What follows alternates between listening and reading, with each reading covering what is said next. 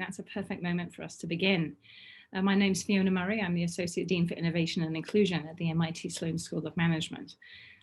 Back in the summer of 2019, Seth Levine, who's a venture capitalist, and Elizabeth MacBride, a business journalist, set out to try to tell the stories of entrepreneurs beyond the sort of special high-tech enclaves of places like Silicon Valley, New York, and perhaps even here in snowy Boston. And that exploration and those conversations culminated in their book, The New Builders. So today, Seth and Elizabeth have agreed to share stories of the community and communities that they've discovered, what they talk about as an army of new builders who are on a mission to create a better future, build and rebuild their communities from the grassroots and create a much more dynamic, egalitarian and equitable society. In this conversation, we are also joined by my now very regular conversation partner, Malia Lazu. Malia is founder of the Urban Labs. She's also a lecturer with us at MIT Sloan School of Management, and she's going to share some insights from her experience in expanding capital, spurring economic growth in communities that have really traditionally been left behind, particularly communities of Black and Brown entrepreneurs. So with that, just a few very formal introductions before I get into the really exciting conversation. I've already introduced myself. I've been a faculty member at MIT for 20 years. I'm the Associate Dean for Innovation and Inclusion. I'm also very proud to be the faculty director of the Legatum Center, which is very ably led by my friend and colleague, Dina Sheriff. Dina will be joining us. She's also going to participate in some of this conversation. At the center, we focus mostly on supporting entrepreneurs who are in frontier emerging markets dealing with systemic change. But one of the reasons we wanted to have this conversation is we realized that many of those experiences, really do translate into the lived US experience. I've mentioned Malia already, who is a lecturer with us at the MIT School of Management. Most recently, she was at Berkshire Bank as an executive vice president, but she's been a community organizer, a grassroots organizer from the very start of her career, whether that's getting out the vote, working with Harry Belafonte, working with communities with the Boston Chamber. Elizabeth MacBride is a journalist. She's founder of the Times of Entrepreneurship. She's co-author of The New Builders, as I mentioned. She seems to have reported from some of the most glamorous places around the world, from Cambodia to Dubai. She also appears to have reported from Wales, which is a part of my home country, Great Britain, which may not be up there with Dubai as the most glamorous place, but I actually suspect has some fascinating stories of entrepreneurship and real kind of grit and determination. We're really fortunate that she's a journalist in residence at the Legatum Center. Elizabeth, we absolutely appreciate how you bring word to some of the extraordinary stories and voices. And lastly, but importantly, we have Seth Levine with us. Seth is the co-founder and managing partner of the Foundry Group, based in Boulder, Colorado. There are very few individuals who are interested in entrepreneurship around the United States who haven't heard about Boulder, the experience, the approach, the real sort of transformation that has happened in that particular city. And Seth has been an important part of that. He's also been involved in venture capital and investing in other fascinating places around the world. He's been involved in the Sadara Group, which brings together funds for Palestinian entrepreneurs, Ingressive Capital, which is focused in East Africa and Kenya, and other interesting and fascinating locations. And so to me, what's so special about this is individuals who often, myself included, set their sights well beyond the boundaries of the United States, actually turning their eye back into this country and doing that at this incredibly important and meaningful time, at a time when we need new builders today, probably more than we ever have before. And so I just want to thank you for being part of this conversation. I can't think of a better time to do this, and I can't think of a better moment to an opportunity to continue the conversations that Malia and I have been having around the inclusive innovation economy than to have this joint conversation with the Legatum Center.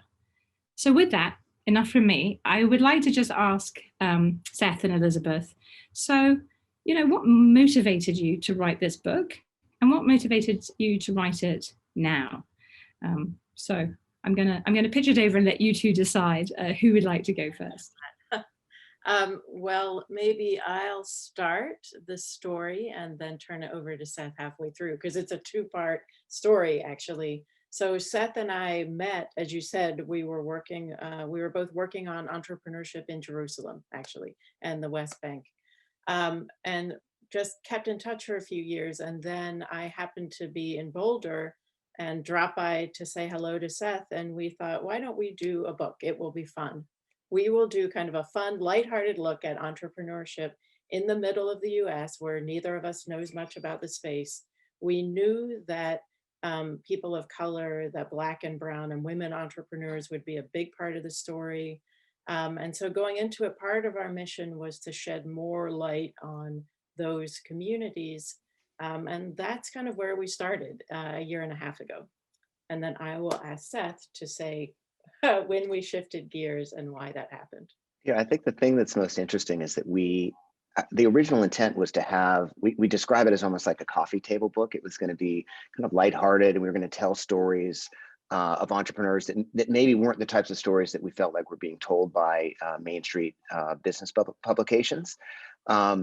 And so we started looking into that. We were going to call it Faces of Entrepreneurship, and there'd be different chapters with different featured entrepreneurs, which is sort of where we ended up. Except that when we looked into it, we found that the trends in entrepreneurship were very different than what we had understood. We knew that entrepreneurship was getting more diverse, sort of in the large sense entrepreneurship, not just technology entrepreneurship, but we didn't realize just how rapidly it was diversifying, and just frankly how much our notion of entrepreneurship had been eaten up by Silicon Valley and this sort of narrative of these companies that were started to grow rapidly and and go public, or all those things that we talk about in the mainstream media.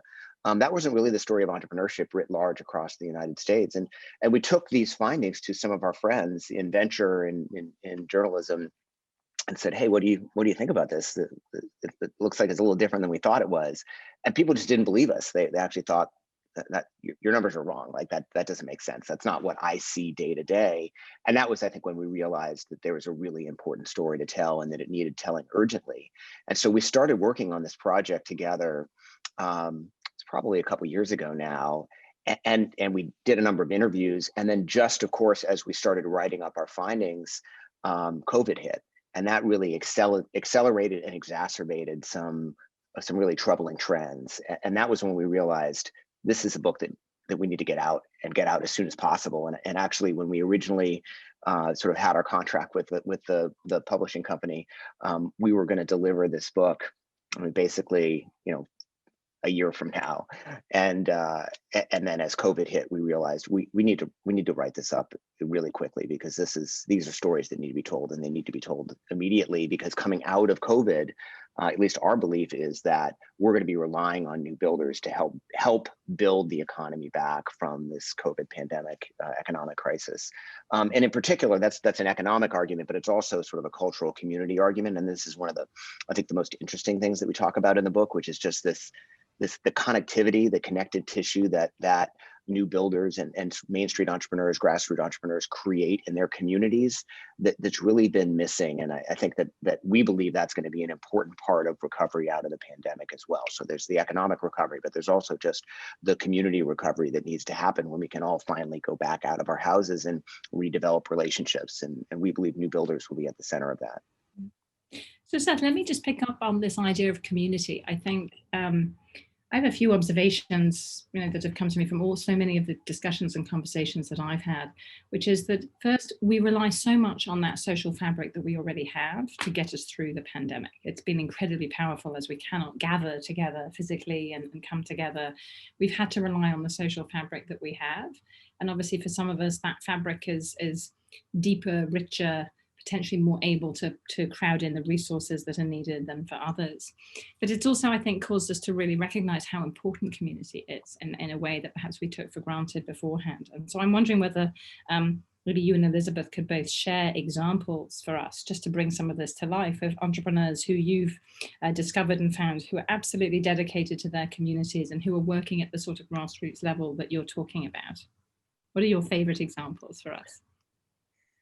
Elizabeth, do you want to start with that? Sure, I will start. Well, there's so many. I mean, I loved meeting and engaging with the entrepreneurs that we write about.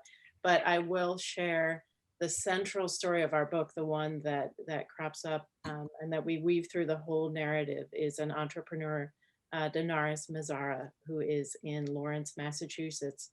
who started her bakery, which now serves the Dominican community there. They bake Dominican cakes, with $37 in food stamps. And she just basically, I know she wouldn't mind me saying this, she was broke. Her husband had been laid off. She had a job, but it was paying very little. And she built her company, started by making flan and selling it $1 a cup of the flan, and has built that into a business that employs now, I think the number is 13 women. And what was striking to me is that as we went back to her in the midst of the pandemic, is that she had kept all of them on staff, right? Somehow, like, she took the government aid program, she cut people's wages, not wages, but hours. So she kept the wages the same, but it was deeply important to her that she be that community anchor in Lawrence, Massachusetts, as her community was going through a crisis. Yeah, so she's just a remarkable woman, one of my favorites. You know, I think the thing that's most interesting, as I'm just sort of going through all the entrepreneurs that we've profiled in my head, is it's hard to pick a favorite. But it's that every single one has this deep connection to their community. And I think that's part of what we describe in the book as why new builders are so important. And it's not that big companies can't have some connections back to community, because of course big companies are staffed by people and people live in place and they have connection with that place. But the relationship that they have as a corporation and sort of how they prioritize that relationship with their community is just different. And I think one of the things that perhaps we haven't recognized in our country, as we've sort of ebbed and flowed, and now we're sort of flowing towards big again, and this love affair we have with larger businesses, is that as we do that, we do lose that community connection. And so I think, really each of the stories that we tell in the book, and the book is set up with a sort of a series of vignettes. We talk about sort of overarching themes, but we punctuate each theme by describing one or sometimes several new builders, people building grassroots entrepreneurs building businesses in their community, is that each of those new builders has that connection to their community and to their place. Okay. No, thank you. And I think you're absolutely right with large organizations, even somewhere like MIT, who of course has place in its name. The M in MIT is for Massachusetts, as we occasionally have to remind ourselves. We have to remind ourselves because we spend a lot of time imagining that we are in the world for the world, not always for our own backyard. And I think as organizations get bigger and aspire to growth and scale and impact, that can often get lost. Malia, I'm curious, you've obviously in much of your work engaged with many of these sorts of grassroots entrepreneurs. Are there particular sort of themes that you've also sort of resonated with you as you've read some of the work of Elizabeth and Seth? Yeah, I think, the idea of interconnectedness is one that just comes natural for people who are maligned, oppressed, and invisible. And so a lot of what builds this community entrepreneurship comes out of needing to respond to being kicked out of mainstream economies and not being included. I think that what we now call community entrepreneurs, my grandfather would have called, small business, right? I mean, this is the story of the bakery. And really, that is the story of the American economy. And I think because of how we see race so separate, that we forget that small business has been the lifeblood, is, collectively is a very large employer of Americans. And so, to see people of color now being recognized in this space is really exciting. And I think that what we do need to think about is how do we really get creative in repairing the 400 years of economic exclusion so that people can actually catch up. While I was at Berkshire Bank as a regional president, we brought in the Friends and Family Fund, which was a community underwriting process that allowed us as a publicly traded $14 billion bank to do community underwriting for Black and Brown companies to help them fill up their startup costs.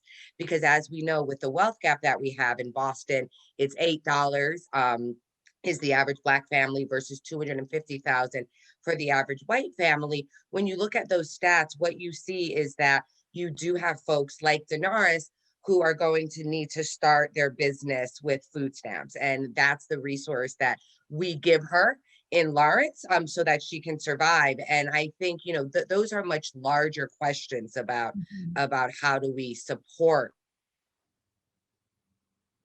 the economy in America. So Malia, you've already moved us right into kind of what do we need to do, which is what I love about our ideas meets action kind of conversation. Right, I was like, you know, I'm an action girl. We always have. So Elizabeth, I'm really curious. In the book, you and Seth say that we've lost touch with a critical part of our society created by smaller businesses, responsible for innovation and dynamism. I'm curious, especially right now with the new administration, how you think about the changes that need to take place at a policy level. And within the startup community itself, frankly, to make sure that America is back to a place where those small entrepreneurs, those small business builders really are given the space they need, are kind of empowered with productivity, innovation, so they can really continue that on that journey of job creation. What do you think? What do we need to do? Yeah, well, there are two big answers. There are changes that need to happen at the policy level. I think especially in banking regulation, and we touch on that in a few places, in that the regulation put in place after the Great Recession of 2008 really ended up, I think, as an unintended consequence. You could argue the unintended part of that, but big banks have really thrived, and community banks and small banks have been hurt. So that is something we need to address. And that, I think, can only be done really at the policy level. There's a kind of a flip side to that, in that there's also regulation that can be done, and some of it has been done to open up investing to more people. And we write a little bit about a company called Main Street Capital, which is doing some of this, and that was enabled by the Jobs Act. So I think there are policy changes that need to be made. I think the bigger change that needs to happen is actually cultural, in that we need to basically just recognize that just because something is not small doesn't mean something is small, doesn't mean it's not important, right? And that's a recognition that could filter through finance, could definitely filter through, in my space, in journalism, in universities, right? It's just not all about big, right? People can be happy running a small business. Small businesses can be incredibly influential. They could scale their ideas while remaining small. I think it's a real mindset shift that needs to happen. Right. And I'm curious, I mean, you've shed light on something that on the one hand, you call people sort of new builders, and in some ways, perhaps they're new. In other ways, I think Malia is challenging us to answer the question, how new is this? Is it that we've drawn back the veil on an existing phenomena? Is the phenomena different, do you think, than it was in the past? Seth, I'm curious how you think about that. Do you think it's just new to I don't know, somebody like me who doesn't venture into the middle of America very frequently? How should I think about the newness of this? Yeah, I mean, I think on the one hand, small business was always kind of the backbone of America. And so to that, you know, to the extent to which we're talking about small business owners, that's not new. The types of people that are starting starting businesses now are new, and it's evolving and changing. And I think that's maybe the new piece of it that we really wanted to draw people's attention to, is that there are more people of color starting businesses. There are more women starting businesses. The fastest group of new business owners are Black women. And that is new, and that is shifting. And you know, I think maybe if there's a silver lining to COVID and some of what has happened over the last, say, 10 years as business starts have ended up being more challenged and have actually gone negative for the first time, really since they started tracking the data in 2000. They started tracking it after World War II, but the number of new business starts went negative in 2009, 10, 11. Is that there was a surge of new business licenses that were filed for over the last handful of months, and maybe we're on the cusp of a resurgence of grassroots entrepreneurship. You know, I think a lot of those new business licenses were out of necessity. People, you know, either being displaced or losing their job because of COVID and trying to figure out sort of how to make things work for themselves. But that's always what Americans have done, right? And so I think, you know, back to your question, there is this dichotomy, right? Like, we're talking about the way that things were and have been for hundreds of years in terms of our reliance on small business owners. but we're talking about maybe a new group of people that is surprising to some people who haven't been as close to the data, was certainly surprising to us. And just a different group of people that are starting those businesses now. And we need to do a better job of recognizing that and ultimately of supporting them. If I can just interject something that I think as we were writing the introduction, I think emerged for us is that we are also at this moment in history where the people who are the future, who are starting new businesses, are the women, the people of color, slightly older people. They don't look anything like the people who control the capital, right? This is to Malia's work, right? The people who control capital are still white men. And the previous generation of entrepreneurs, which could also be mentors and funders and benefactors to the new generation, are Silicon Valley superstars, right? And there's just a big disconnect that I don't think we've ever had in American history before, and that's a big problem. So I wanted to reflect on that, Elizabeth, and yours and Seth's comments, and I think, Malia shines a kind of a light on that, even with her, initial comments, which is, as we thought about coming out of the previous, enormous recession, we really did, I think, sort of put our focus on really trying to propel startups, and particularly these very high growth potential startups. They end up being given the name unicorn, and they are a very small handful, created in a very small number of places with a very, an incredibly small handful of funders, and everybody all looking kind of the same, and this huge sort of pile of capital. And that's been very powerful at some level for economic growth at the top line, but it really does feel as if that has created this huge separation. And that this time around, after this crisis, we need to rebuild. We need the new builders to be much more at the table, right? Different kind of group of people. And so I think it is focusing on how we redirect capital. Malia. Yeah, I wanted to jump in to say that we need these new builders to survive. 50% of Black businesses have gone out of business during COVID. We are looking at Black and brown business extinction because of COVID and because of the lack of, a lot of minority businesses do not have the rainy day funds, do not have the cushions, nor do they have access to traditional lines of credit and things like that. So, I think this book is really right on time because it's highlighting a group of people that are now facing business extinction. And we need to be we need to be honest about that. In most of my years, back when I was a community organizer, I was working for Harry Belafonte, and we were helping gangs start businesses.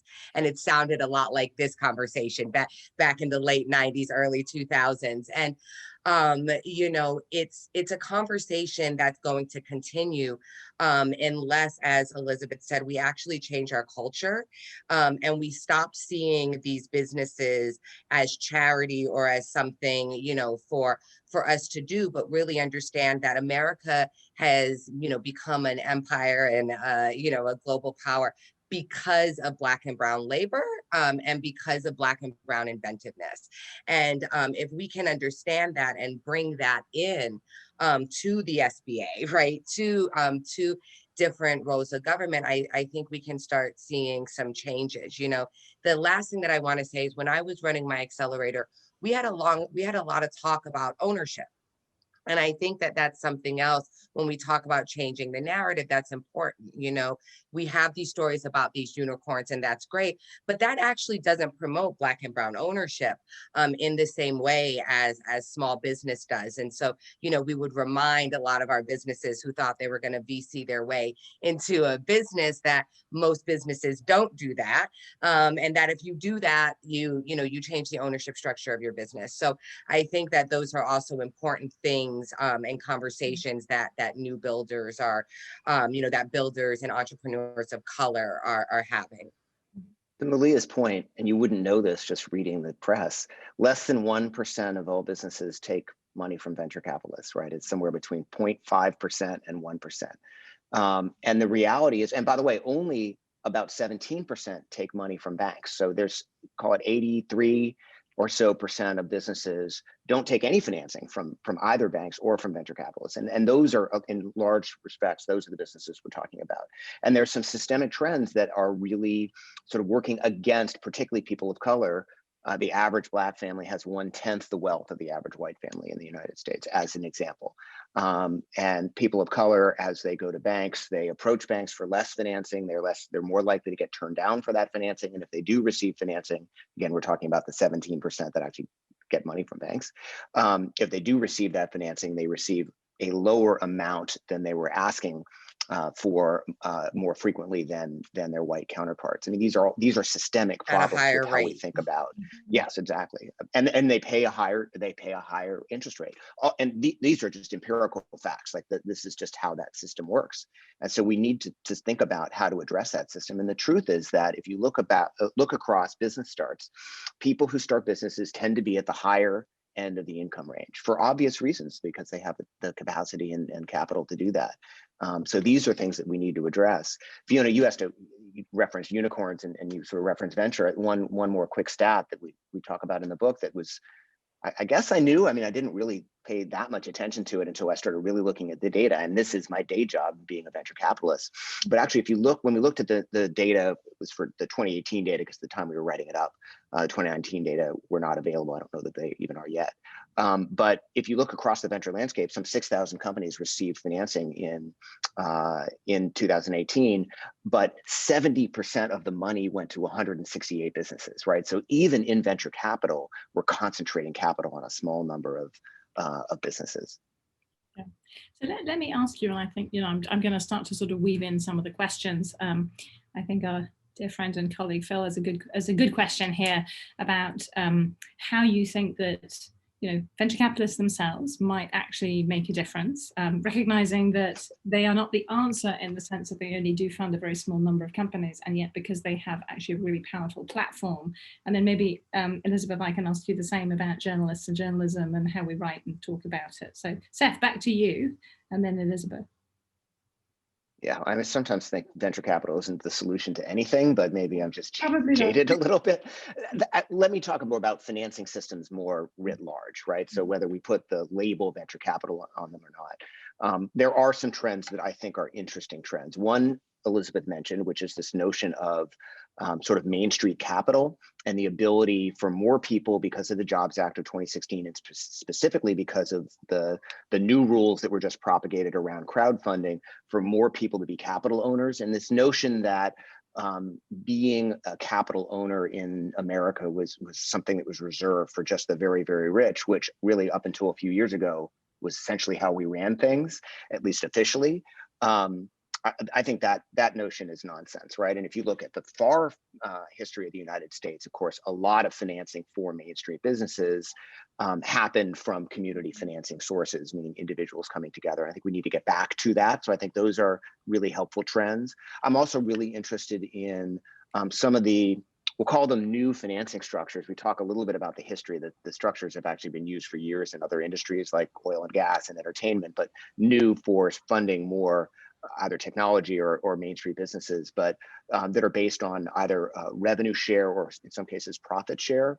Mm-hmm. And there are some sort of venture-like companies. Indie VC comes to mind, a Collab comes to mind, which is a venture firm that's run by two Black men that are using innovative and different financing structures to finance businesses. And that opens up these financing vehicles to a larger swath of businesses, which again, I think are really, really, I think those trends are really, really important.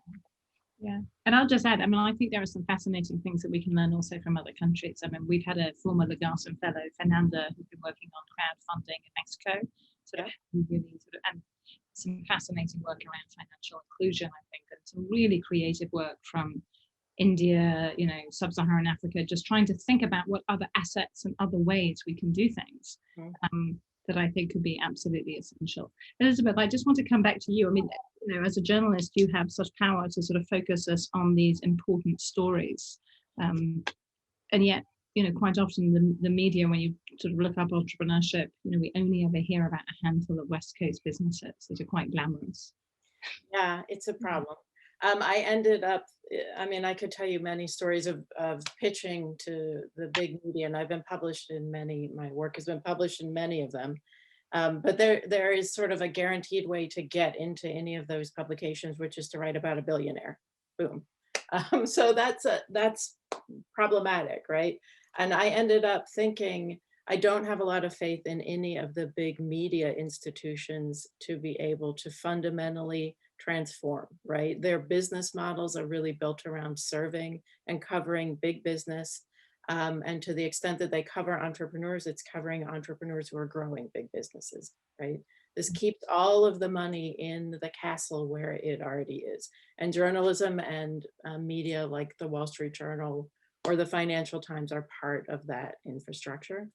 And that's why I ended up founding Times of Entrepreneurship. I thought maybe there's somebody who can break down those walls from inside.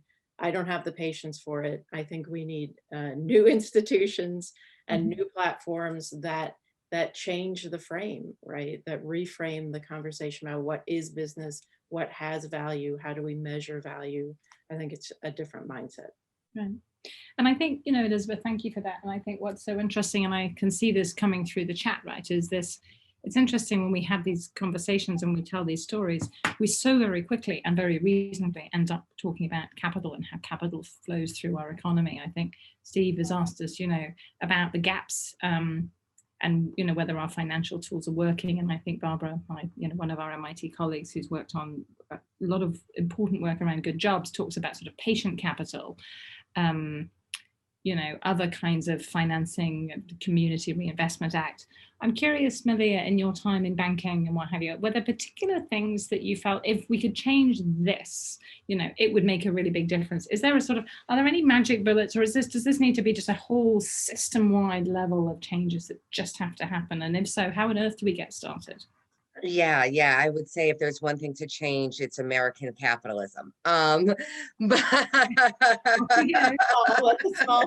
you know, I think our interpretation of the divine right of kings and manifest destiny, and you know, leading into chattel slavery, you know, is probably worth reviewing. But that it has to be holistic. And so, how do we do it? Well, we decide we want to have conversations like this in more white spaces, right? I mean, I'll be honest, I've been having these conversations since the 90s with Black and brown businesses, you know, and my father could tell you the conversations that he had back in the 70s. And when I worked for Mr. Belafonte, he would be more than happy to tell you the conversations that they had in the 40s and 50s. And the problem is white privilege and white supremacy. And if we're not going to talk about how to make systems changes that reflect that, I mean, what I saw in banking was there's no way for people of color to get ahead because the checklist is set up such that their exclusion will continue to exclude them. You know, their historical exclusion will continue to exclude them. So I think what we need to do is decide that we want to be better. I think we need to admit that our financial systems are working exactly the way we had hoped, right? Redlining, you know, when you look at exclusion, that's a part of American capitalism, chattel slavery, cheap labor, all of these things are a part of American capitalism. And so if we're willing to review our norms and our stories and you know, these ideas that, you know, capital is always worth more than labor, and you know, these decisions that we make, we will actually be able to change the system.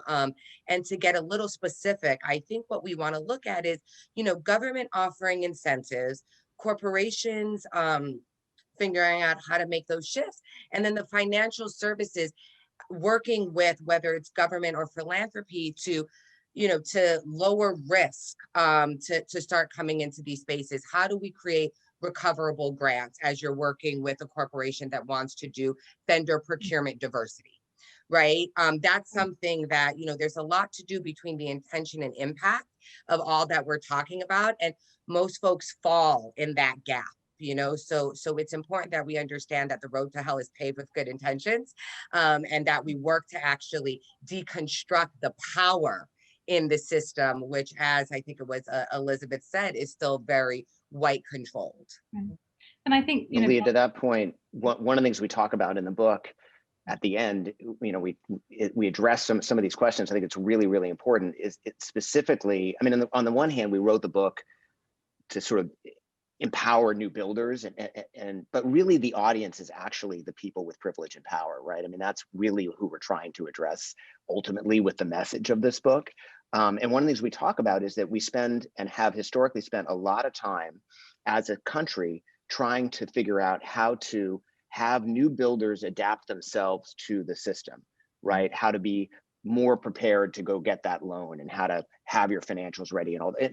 And there's pieces of that of course are, are important, and that build a foundation for a skill set. But what we're really talking about, and we call this out in our last chapter, is we're talking about changing the mindset of the people who have the power in the system, right? But we're talking about changing the system itself. So, and that's a really, really important point, right? We've focused historically way too much energy on how to adapt the people that are struggling to fit the system. And actually what we need to do is adapt the system to recognize and support this new generation of people that are going to be the new builders.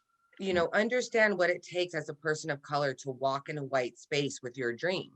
And $47 of food stamps to start your bakery, right? I often say, don't pity us, but respect what it takes us to live in your white world. And I think it's really important for folks to understand how naturally they microaggress in this space. And, being a person of color, needing to, you get a lot of no's if you're white.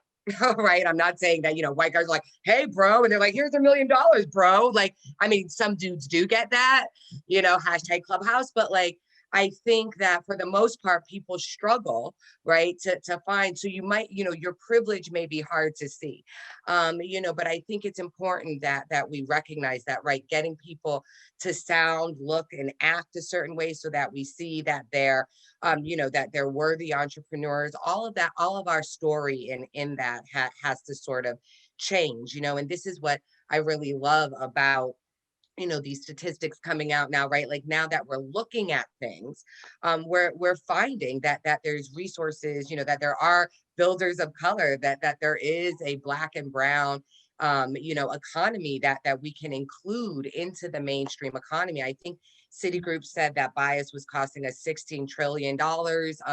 It's definitely costing us a lot if we're turning away Bill Gates from, different neighborhoods, right? And so, changing that system is really important. The last thing I want to say as well is that, I think that we don't talk enough about the history of the exploitation and violence of Black wealth. So back during, when there was slavery, there was the Freedmen's Bank that had $72 million that was destroyed by a white board member, right? There was, Tulsa, right? That was a Black Wall Street. There were 35, 40 Black Wall Streets throughout the country. There's C.J. Walker, there's Madam C.J. Walker, a millionaire in the time of slavery. Black people, primarily brown as well, have built wealth in this country just to have it systemically taken away. So, when Seth talks about changing the systems, that's also why it's really important, is not just because, Black people need a chance to catch up. It's because every time we catch up, it gets taken away. Yeah, I think, Malia, you frame it incredibly well. And I think, Seth, what I'm really appreciative of is you bring stories to life in the work that you and Elizabeth are doing.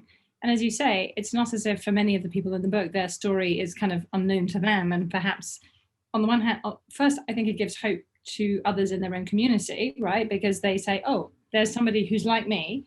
I'm doing that. Let's make sure that more people do that. Let's make sure whether I'm, female entrepreneur, entrepreneur of color, I'm mentoring.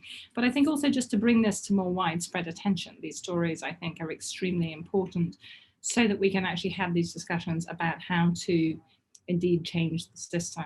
I'm really struck by the fact that I think, Elizabeth, you mentioned at the beginning, you're talking about the more unusual entrepreneurs, about a lot of female entrepreneurs. I mean, my own work shows that, to your point, Malia, when a woman walks in the room and gives a pitch, even if the pitch they give in the experiment I've run is identical, they get kind of graded as less compelling or less convincing or less investable.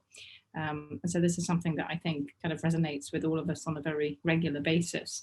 To come back to some of, I think, the sort of the hopeful message And that is not to sort of put aside this need for very deep system change. But we know, obviously, that during this pandemic, small businesses have been incredibly negatively impacted. And Malia, you remind us of the fact that the most hard hit businesses are probably those that, from the data, started by women of color.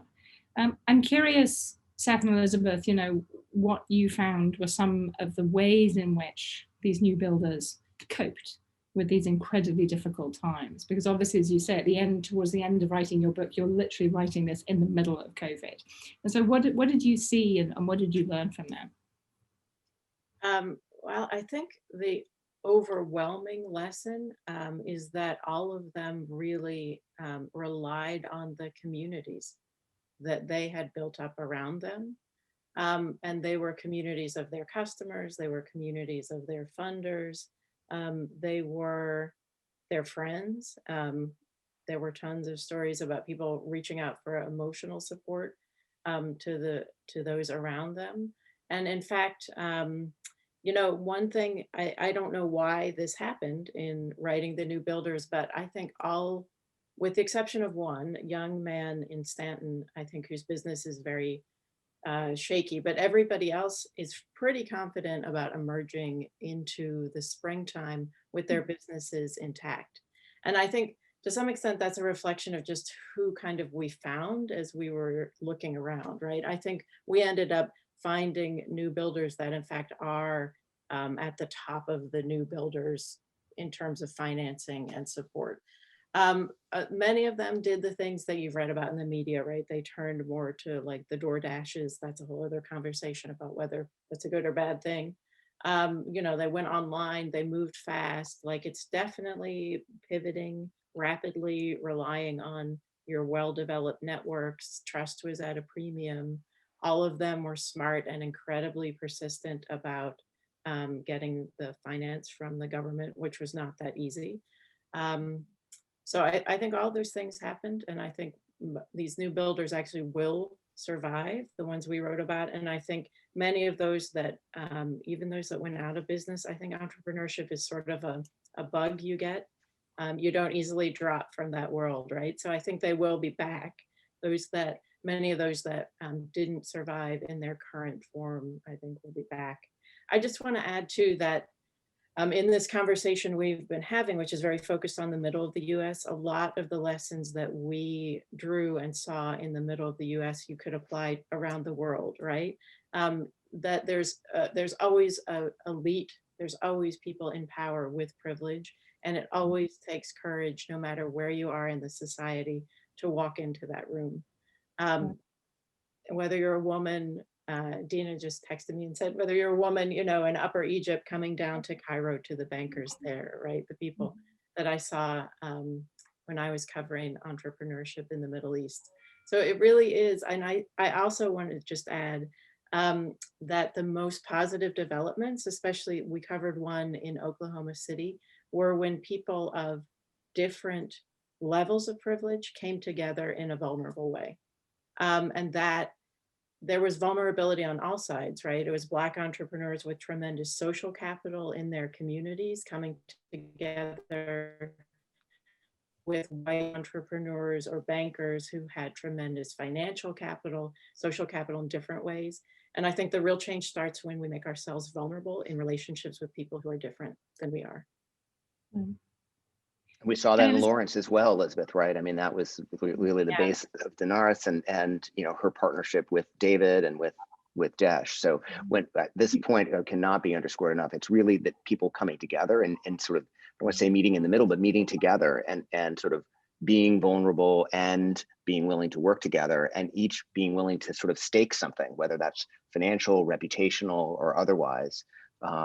And that really makes kind of a big difference. And it just this theme of community just keeps coming up every place that we look, right? And sort of how we work with, how we think about supporting, both financially, but also sort of surrounding with mentorship. And one thing we haven't touched on in this conversation, but it's so important, we have these incredibly robust systems of mentorship that have built around white male founders building big technology businesses. We haven't done a great job of building similar wide scale similar structures that support people building other types of businesses. There are some pockets of those, and we highlight a number of them, but we need to do a much better job systemically of supporting entrepreneurs with more than just money. And really all of the successful financial programs that we profile in the book pair with that financial program, a program where people from the community come together and help these entrepreneurs with their business. We're giving advice and giving mentorship, which I think is a really important part of the equation. And we need to recognize that the research is clear on this. It is harder for women and for people of color to find that mentorship, right? And that's because people tend to like to stick in communities that they are comfortable with and know that are like them. Not that all mentors look like me, right? They're not all white and male, but there are more of them who are, and there are barriers that are artificial, but barriers that have been erected to that. And we talk about this also in the book. So we interview a few people that have studied this extensively. And I think that helping break those down is really what Elizabeth is talking about, right? Allowing people to be a bit more vulnerable and then come together and help each other out. I'm really glad. You know, I'm sorry, Fiona, can I just jump in there? Because I love that Seth brought up mentors. When we were first starting the accelerator, mentors were going to be a huge part of our work. And, you know, Seth is absolutely right that most businesses, if you ask them what they need, they'll say financing. But when you sit down, actually some really good TA and, you know, some holding and hugging and, you know, saying, go get them, Tiger, like can go as far as you know, financial resources sometimes. But what we found was actually that there's a cultural, there are different cultural interpretations, even in the idea of mentor and how you, you know, how you work with a mentor, or what you know, or what a mentor does, or do you have time for a mentor, right? All of these things were translation that we had to do, not only with our businesses, but with our mentors. And, you know, as Seth said, we had a lot of white men who wanted to do good and wanted to help. And, you know, they would call this woman who was starting a, you know, cornbread company and say, great, you know, we're going to meet at 7 a.m. Well, she's a mother of 3 and running a cornbread company. So like, she doesn't have time to meet with you at 7 a.m. And to them, that was an indicator of her dedication to the business, right? So they interpreted her not being able to meet in the way they see business meetings happen as that she wasn't ready for prime time, that she's not ready for mentorship. And so what we started doing is actually doing a lot of microaggression and, you know, doing different trainings with our mentors. So before you get to come into at least my Black and brown community, we have to know that, you know, you got your gloves on, right? That you're not going to cross contaminate. And I think it's really important to give mentors a chance to learn. You know, when we were doing the training, we actually had one of our mentors, we were talking about, you know, microaggressions and how they show up. And one of our mentors was like this. And I was like, dude, is it that bad? And he was like, the last 2 things you said, I do to like people on my staff, right? So it just, this stuff happens naturally. And if we can give folks a chance to learn how to come into community with a different power dynamic, the mentorship, the TA, all of that stuff will actually be more impactful. And Malia, I mean, I was going to go down this path actually, but you put it so much more eloquently than I could. But the idea that mentors need to be trained as much as the, you know, the individuals who they are then going to mentor. I mean, we find that in our community, we find that with, you know, our female entrepreneurs. And one of the insights that I think has been really important in some of the work that, you know, we've done is that often, I think we have a vision of a mentor of somebody who's, you know, 20 or 25 years older than we are and, you know, infinitely successful. That's actually really just isn't true. Quite often I could be mentored by somebody who's only a few years ahead of me in the game, right? Who's actually much closer to my lived experience. And it's probably an and both. But making sure that on both sides, there's kind of a way of coming together and really crowding more and different sorts of people into that. Because Seth, as you say, you know, there's as much about the social capital and community that I need to bring to the table as the actual kind of, you know, the check. I want to just, I had promised, well, Dina and I, as we had talked about this, said, gosh, there's so much to be said. You know, these conversations are playing out all over the world. There are things that have to do with sort of systemic structures that may not be around race, but they are about class. It's, Elizabeth, exactly as you said, it might be from, you know, the Upper Egypt and so on. Dina, just will you share a few reflections on how this conversation reads to you into some of the worlds that the Garson Center spends a lot of time and where you even are at present? I'll be really quick. Thank you, Fiona. And I have to say, this has been an amazing conversation. Thank you all for being a part of this. We're so happy to have been able to host you. And I know that Adib, who is based at our center, actually said this might as well have been a conversation within an emerging market. And this is true. I think the only true reflections that I have, America is no different than anywhere else in the world. Small business is the backbone of every economy in every country around the world. And I think what has happened specifically over the past 2 decades, and I really learned this from Fiona, there's a big difference between an innovation-led business and a enterprise that fits into the category of who you described, Elizabeth, which is the baker. And I think what has happened over the years is we've all been trained to celebrate the amazing entrepreneurs who raise millions and millions of dollars overnight and turn into these unicorns really, really fast and scale really fast, but they're not the backbone of our economy. They're the shiny part. But the real backbone are really the story that you told. The story of the woman that you talked about in Massachusetts is the story of so many women across the Middle East and Africa and Latin America and Southeast Asia who create these very small businesses to survive based on a tiny bit of money that they've saved or a ridiculously small micro loan that they were able to get. And they use that to survive. But does that necessarily drive them up the income ladder? Not necessarily, but it helps prevent them from going deeper into poverty, which brings me to my point of, for me, what brought me into the whole entrepreneurship space is that it's critical to the overall economic development of our countries.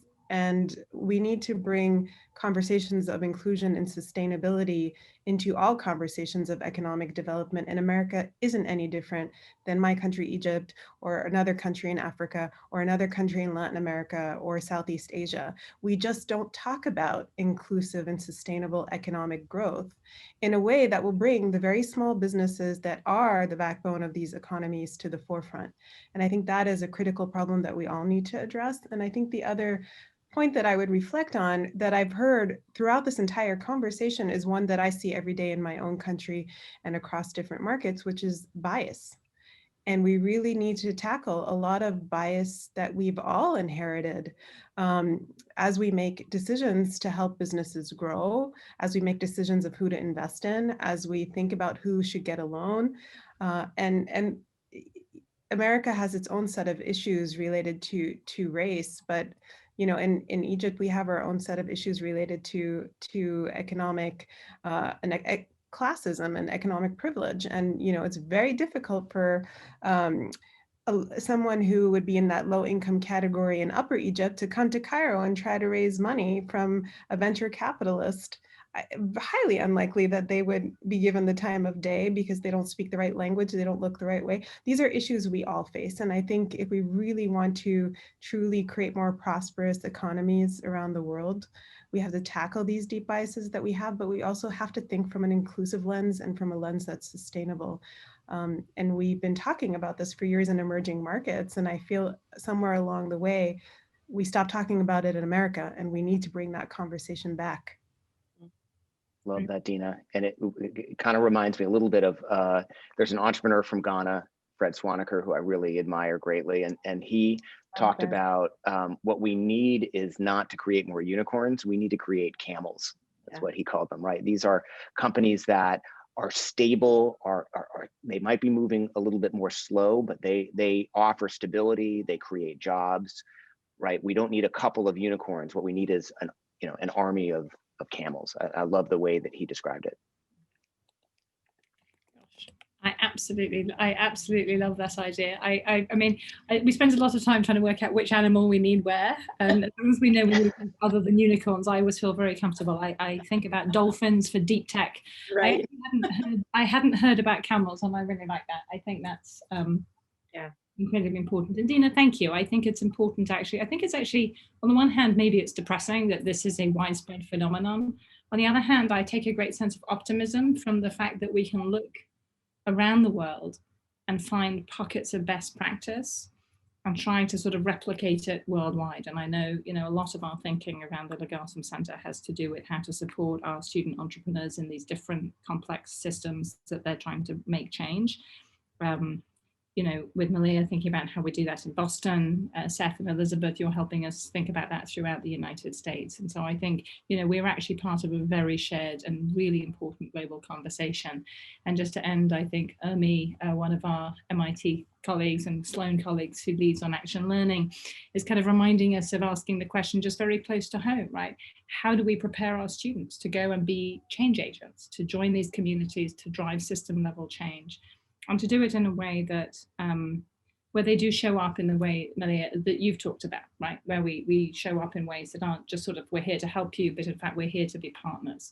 And so I think there's a great educational piece of this that we absolutely need to take forward, as well as just sharing this news and these ideas and this understanding.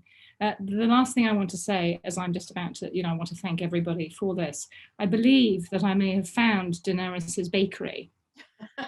Sweet Heavenly Cakes. Yeah, that's it. Yes. So I just think that, well, I found her on LinkedIn, but there we go. I'm sure she won't mind us sharing. If anybody can get to Lawrence and have a Sweet Heavenly Cake, I got slightly distracted looking at that and thinking, I really wish I was nearby right now, because that's surely something that we need to get us through the next few months of the pandemic. They are really, really good. Are they really? So I just want to thank all of you. There's great thanks coming in from Adi, from all our audience members, and I would very much like to thank everybody for participating in this conversation. And a special thanks to Dina's mum, who is always our biggest supporter in all these conversations. So Dina, thank you to you and to your mum. Seth, Elizabeth, Malia, thank you all very much. We really appreciate it. Thank you very much. Thanks. Thank you so much. Bye-bye. Bye, everyone. Thank you.